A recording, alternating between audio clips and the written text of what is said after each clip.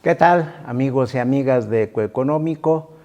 El día de hoy toca hacer un balance, un recuento y a la vez pues establecer las perspectivas económicas del país para el presente año, partiendo en principio de conocer los datos oportunos del segundo trimestre de este año y en consecuencia del balance semestral del Producto Interno Bruto de México.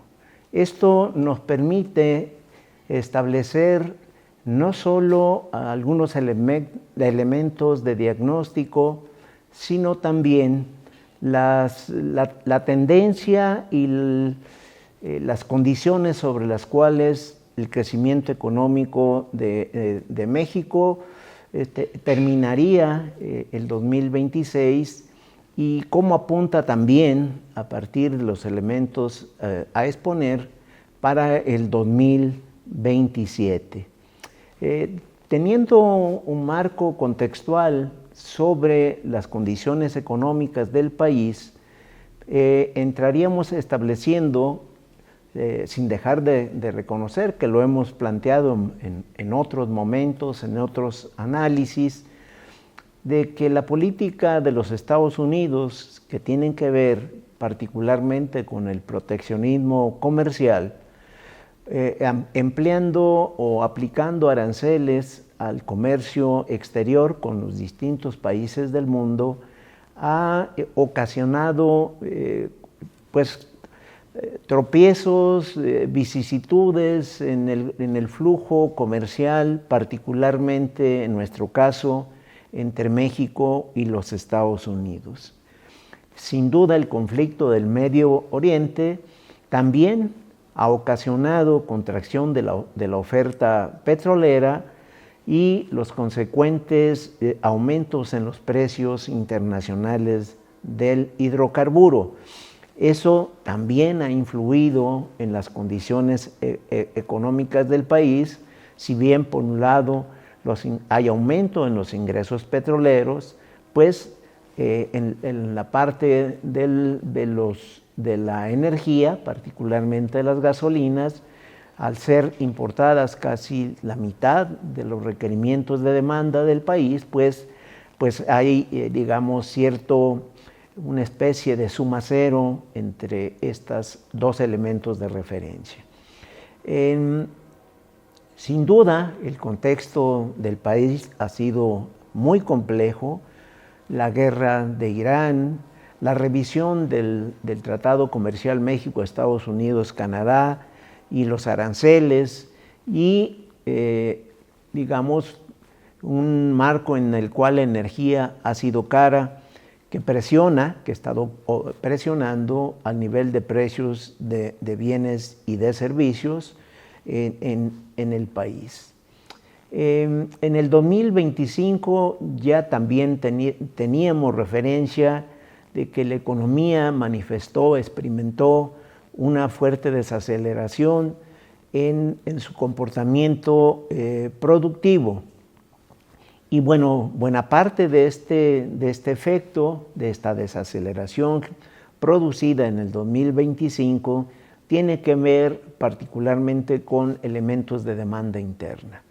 Débil consumo de los hogares, debilitamiento de la inversión y ajustes al gasto público para sostener la estabilidad financiera del gobierno federal.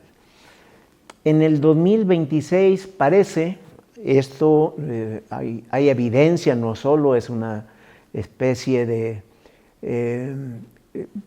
conjetura, hay elementos que nos permiten establecer que en el 2026 hay un cambio de signo y hay nueva conversación económica que nos permite establecer de que la economía mexicana empieza a tomar un rumbo diferente. En el segundo trimestre podríamos establecer, para dimensionar lo que estamos comentando, que hay una especie de rebote económico después de que en el primer trimestre se había experimentado la economía mexicana pues un estancamiento muy pronunciado. Buena parte de este rebote económico del primer trimestre pues se debe al mal momento del campo y a la incertidumbre de los aranceles. Pero en el segundo trimestre, como lo vamos a ver en algunas gráficas, sorprendió el comportamiento del Producto Interno Bruto y observa un crecimiento de 2.2% anual. Ese es un cambio muy importante en la conducta del Producto Interno Bruto. Diríamos que es el mayor avance en poco más de alrededor de 5 años y muy superior a la caída de 0.1% en igual trimestre del 2025. Diríamos que también podemos identificar 3 razones que explican este repunte importante de la economía mexicana. El impulso que ha dado el mercado interno en este 2026, la fuerte expansión de las exportaciones y unas finanzas públicas con ajustes en el gasto para lograr y consolidar la estabilidad financiera del gobierno federal. Estos son los elementos que identificamos y podemos ver ya en detalle cómo se viene comportando la economía mexicana en una perspectiva de más largo aliento. Tenemos distintos momentos en el desempeño del Producto Interno Bruto prácticamente desde 2019, previo a la pandemia, del 2020 hasta el segundo trimestre del 2026, todavía con datos oportunos y cifras originales que nos ofreció recientemente el INEGI. Fíjense bien, los distintos momentos para entender cómo se ha venido desempeñando la economía mexicana durante este periodo. En el 2020 hay una recesión histórica provocada por el COVID-19, con una caída del Producto Interno Bruto de 8.4%. Y luego, inmediatamente en el 2021, hay un rebote económico con un crecimiento que se manifiesta con un crecimiento del producto de 6%. Y ahí podemos observar una fase de desaceleración económica que va del 2022 prácticamente hasta el 2025, considerando incluso la conducta trimestral, nos ofrece mayor claridad de este proceso de desaceleración que tuvo la economía mexicana. Buena parte del 2025 y el 2026, elementos explicativos están vinculados, por un lado, a la imposición de aranceles por parte del gobierno de los Estados Unidos y por el otro lado, a el encarecimiento de la energía derivados del aumento internacional del petróleo. Ese es el contexto en el cual tenemos que visualizar de manera muy resumida en una apretada síntesis para entender los distintos momentos que ha tenido el país en esta evaluación. Vale señalar y subrayar que en el 2026, considerando este movimiento que tuvo o este cambio de conducta del Producto Interno Bruto entre el primer trimestre y el segundo trimestre del presente año, pues hay un cambio muy notable, ¿verdad? Hay un salto de 0.2% que se reportó en el primer trimestre de este año a un brinco de 2.2% en el segundo trimestre. De manera que en el recuento tenemos un crecimiento anualizado en el primer semestre de este año de 1.2%. Este 1.2% es muy superior al primer semestre del 2025.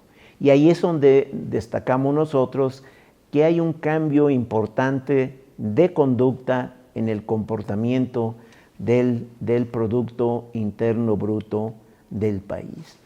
Y bueno, varios elementos están presentes en esta trayectoria. En el 2026, tratando de enfatizar en el periodo reciente, el campo ha sido un factor muy importante. Las actividades primarias han tenido un crecimiento acelerado en el primer trimestre de este año de 0.4% y en el segundo trimestre de 7.6%. De manera que en el primer semestre del 2026, las actividades del campo apoyaron el crecimiento del Producto Interno Bruto Global con un crecimiento de 4.1%.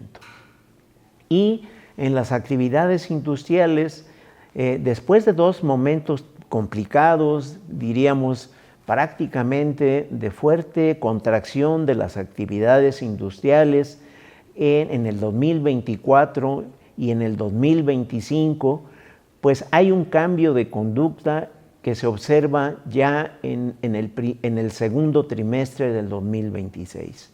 Las actividades industriales en el primer trimestre tuvieron una contracción de 1.2% y en el segundo trimestre hay un cambio en la conducta a un crecimiento de 0.9%. No obstante este cambio que observamos en el segundo trimestre, el balance en el primer semestre sigue siendo negativo, de una caída de menos 0.1%. Sin embargo, ya hay señal de que se empieza a disminuir los efectos negativos que se han observado en el sector industrial del país. Y bueno, en el caso de las actividades de comercio y servicios, lo que conocemos en general como las actividades terciarias, hay tiene una trayectoria bastante similar al comportamiento del Producto Interno Bruto general o global. Igual una caída importante en el 2020 de 8.1%, es decir, en la recesión económica sufrida en el país y en el mundo. El rebote económico se va hasta 5.6%, se sostiene más o menos arriba del 3% en el 2022 y de 2023, y a partir de ahí en el 2024 vemos una disminución, desaceleración en las actividades terciarias del país. Sin embargo, ya en el periodo reciente, en el primer trimestre el crecimiento fue de 1% de los servicios, de comercio y servicios, pero para el segundo trimestre, con datos oportunos, el crecimiento fue de 2.6%.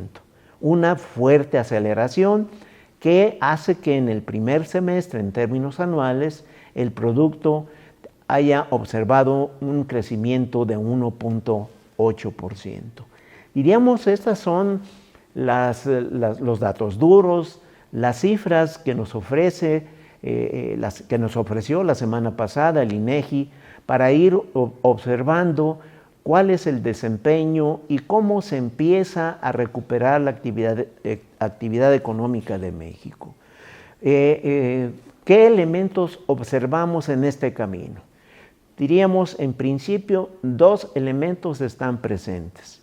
El fortalecimiento de la demanda interna, y esto significa que hay un motor en el consumo interno que empieza a acelerarse o que se sigue acelerando prácticamente en lo que va en el primer semestre, una inversión productiva, la inversión física, en construcción, maquinaria y equipo, en donde hay señales, sobre todo en el mes de abril, de un quiebre muy importante de aceleración en la inversión productiva, y el elemento de las finanzas públicas que, de acuerdo a la información más reciente de la Secretaría de Hacienda, hay condiciones sanas en el país para darle certidumbre no solo a la parte macroeconómica, sino a las presiones que pueden generarse adicionalmente en aumentos generales de precios en el país. Entre enero y junio, para ir dimensionando lo que llamamos el motor de la demanda interna, entre enero y junio se crearon 353,000 empleos en el país. El desempleo se mantuvo a una tasa de 2.7% y los salarios formales crecieron 4.6% real. El consumo de las familias en este lapso, particularmente entre enero y mayo, crecieron 2.4% el consumo familiar, frente a la caída de 1.8% reportada para igual periodo del 2025. Sin duda esto tuvo una influencia importante, o mejor dicho, el nivel de precios a partir de la política monetaria en el mes de junio cayó o disminuyó hasta 3.4%. Es decir, la inflación a junio en términos anuales fue de 3.4%, acercándose a la meta del Banco de México. Y si incluso nos adelantamos un poco más, en la primera quincena de julio la tasa de inflación llegó a 3.1%. Esto es parte de lo que ha mejorado lo que denominamos a nivel agregado el consumo interno. Y por el otro lado, ya lo adelantábamos, hay un repunte importante de la inversión productiva en el mes de abril con un crecimiento anual de 5.1%, tras 19 meses seguidos de caídas. Destaca la inversión en la construcción, que avanzó 8.8% anual. Repito, señales importantes que fundamentan la recuperación económica a la cual estamos haciendo referencia. Y por el otro lado, los datos de finanzas públicas realmente son alentadores. El déficit del gobierno fue de 579,000 millones de pesos, 358,000 millones menos de lo programado. El balance primario cerró con un superávit de 115,000 millones de pesos y la deuda pública, en términos amplios, lo que técnicamente conocemos como el saldo histórico de los requerimientos financieros del sector público, quedó en 51% del Producto Interno Bruto, 1.6 puntos porcentuales debajo de lo previsto o lo programado por el gobierno federal. Todos estos elementos en conjunto han contribuido al crecimiento económico del país. Y por el lado de lo que también económicamente hemos denominado la demanda externa, pues hay una aceleración robusta de las exportaciones en el primer semestre del 2026. Sumaron las exportaciones en valor acumulado 390,000 millones de dólares, equivalentes a un incremento de 24.6% respecto a igual periodo del año pasado. Las no petroleras tuvieron un aumento del 25.6% anual, las manufactureras 25.8% anual y las manufactureras no automotrices, realmente el incremento fue extraordinario, 37.6% anual. Vuelvo a insistir, elementos que han contribuido a un efecto positivo, paulatino, gradual en el crecimiento económico observado en el primer semestre del presente año. Obviamente está en el tema de las perspectivas. Diríamos hoy lunes prácticamente estaremos conociendo por el orden de las 9 de la mañana los datos o el resultado de la encuesta del mes de julio de los especialistas en economía del sector privado. Sin embargo, la estimación que hacemos desde lo que sucedió en la encuesta de junio diríamos, no estaríamos observando grandes cambios.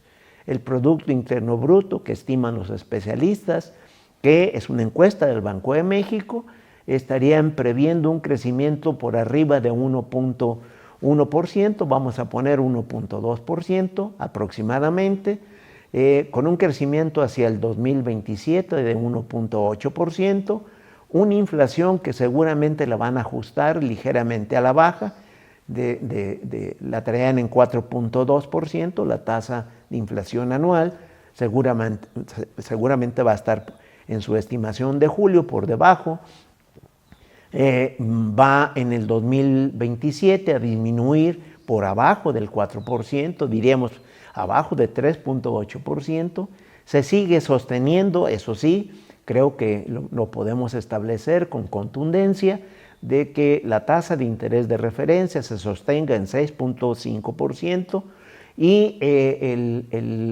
la paridad cambiaria peso-dólar seguramente cierre el año en abajo de los 18 pesos por cada dólar. Las estimaciones a nivel agregado, en términos de referencia, el gobierno federal, en términos puntuales, prevé que en el 2026 la economía cierre en 2.1%. El Banco de México, el banco en su propia estimación prevé un crecimiento de cierre de 1.6%. En la encuesta de Banamex, un crecimiento estimado de cierre del 2026 de 1.2%. Los especialistas, como acabamos de ver, están previendo un crecimiento de 1.1% y la Organización para la Cooperación del Desarrollo Económico prevé un crecimiento de 1.4%. Sin embargo, habría que establecer que hay nuevas condiciones en términos de estimación, que va a haber ajustes a la alza de acuerdo a los elementos que estamos planteando y que nos puede llevar a tener un escenario más cercano a lo que el gobierno federal está previendo en crecimiento económico en el presente año, sobre todo en el rango bajo del crecimiento económico. Es decir, el gobierno federal está previendo un crecimiento entre 1.8% y 2.3%. Creemos que en el ajuste de las distintas estimaciones, la economía va a empezar a apuntar hacia al 1.8%. Y ahí vale la pena establecer de que, no obstante a los conflictos que se están generando en un marco general, como es la guerra en Irán, la revisión del TEMEC y en los aranceles, además de que las condiciones de energía siguen siendo caras, combustibles particularmente, México está retomando, hay evidencia de una nueva ruta económica de crecimiento económico. Eso habría que destacarlos.